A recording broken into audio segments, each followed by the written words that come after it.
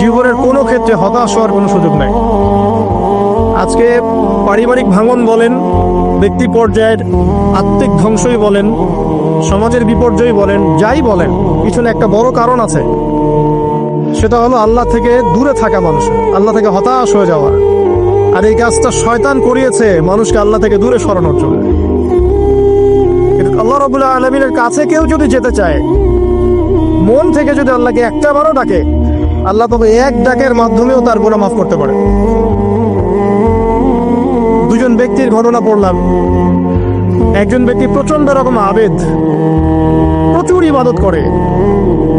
আপনারা জানেন ইবলিসও কিন্তু আবেদ ছিল, ইবলিস কিন্তু প্রচুর ইবাদত করেছে।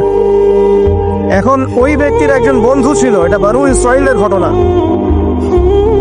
তো সেই বন্ধু পাপী ছিল, বিভিন্ন কবিরা গুনাহ করত।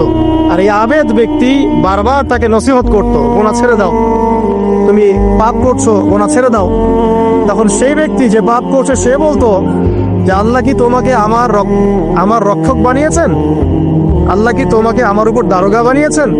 আমাকে আল্লাহর হাতে ছেড়ে দাও, আমাকে নসিহত করতে শোনা।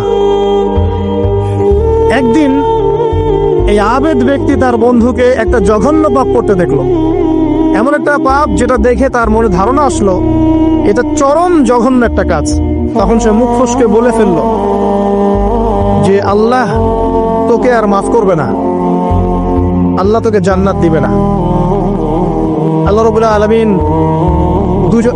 মালাকুল মউতকে এই দুজনের কাছে পাঠালেন, দুজনের রূহকে কবজ করা হলো। এবার আল্লাহ পাক তার সামনে তাদেরকে উপস্থাপন করে বললেন যে তোমাকে আমার রহমত সম্পর্কে কে গ্যারান্টি দিয়েছে যে আমি কাউকে রহমত করবো কি করবো না? যাও, আমি তোমাকে জাহান্নামে পাঠালাম, ওই ব্যক্তি যে আমার রহমত প্রত্যাশা করেছে আমি তাকে জান্নাত দিয়ে দিলাম। দেখুন, এই হাদিসটা শুনলে মনে হয় বাহ্যিক হয়তো বা মুখের একটা কথার কারণেই সে জাহান্নামে চলে গেল। আসলে বিষয়টা এমন নয়। বিষয়টা আমি আপনাকে বোঝাচ্ছি। বিষয়টা হচ্ছে ইবলিসের মতো। ইবলিস কিন্তু শুধু মন থেকেই বলেনি যে খলাকতানি মিন নার ওয়া খলাকতাহু মিন তিন, আমি কেন তাকে সাজদা করব আদমকে? আদম তো মাটির তৈরি আর আমি তো আগুনের তৈরি।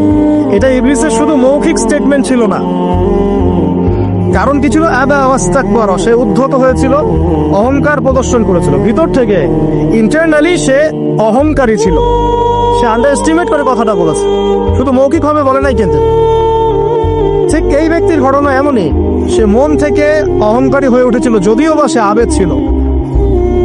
এখানে আমরা যারা প্র্যাকটিসিং মুসলিম হওয়ার চেষ্টা করছি, আমাদের জন্য এখানে নিদর্শন আছে।